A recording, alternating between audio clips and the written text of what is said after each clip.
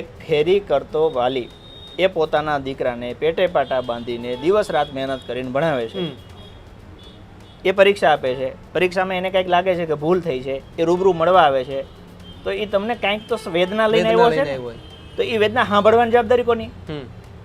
સરકારની, અધિકારીઓની. અધિકારીઓ ના જ કરી દે છે, તમારે ધક્કો જ નહીં ખાવાનો. અચ્છા, માની લો કે ભૂલ છે, ઓકે, તો તમે ચેન્જ કરો. ભૂલ ન હોય તો ભરતી બોર્ડ એવું આધાર પુરાવો તો આપે ને કે ભાઈ વિદ્યાર્થીને એવું કહે છે કે આ ખોટું છે, તો ભરતી બોર્ડ એવું કહે ને કે બેટા તારી સમજવામાં ભૂલ થાય છે, ઓકે, આ પાસા અંતર્ગત આ વસ્તુ સાચી છે, આવું સમજાવી શકે કે ન સમજાવી શકે?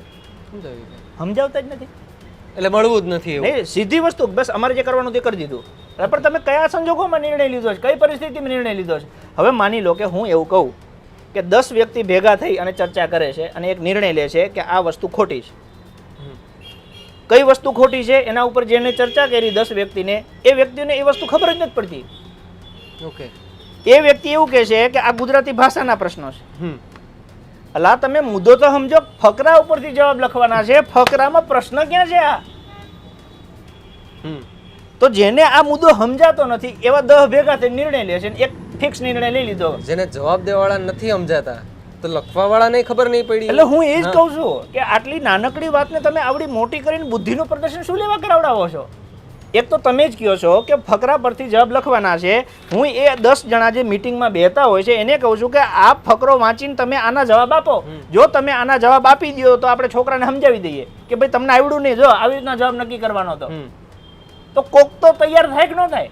હાલો, ભરતી બોર્ડના અધ્યક્ષને ગુજરાતી નથી આવડતું, એની નીચે કોઈક એવા હારા માણસો હશે ને, એને કહી દે તમે જવાબ દઈ દો કે આ ફકરાના જવાબ આવી રીતના લખવાના છે. એ પણ નહીં દેતો હોય જવાબ. કોક તો તૈયાર થાય.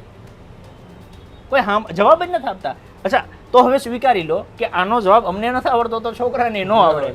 ઓકે, આ પ્રશ્ન અમારી ભૂલથી લેવાઈ ગયા છે, અમે આને રદ કરીએ છીએ. બસ આટલી સિમ્પલ વાત છે.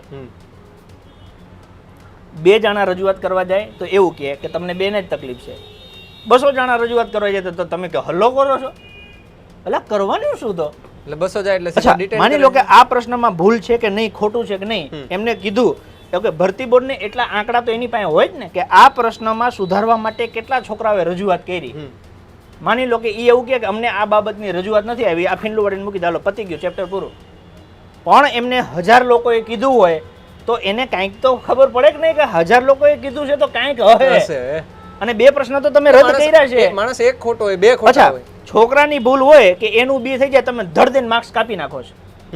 તમારી ભૂલ હોય ઓકે, એનું રિજેક્ટ નથી કરતા. તમે જે 2 પ્રશ્ન રદ કર્યા અને છોકરાની જિંદગી બરબાદ કરી, ઓકે, એના માટે જવાબદાર કોણ?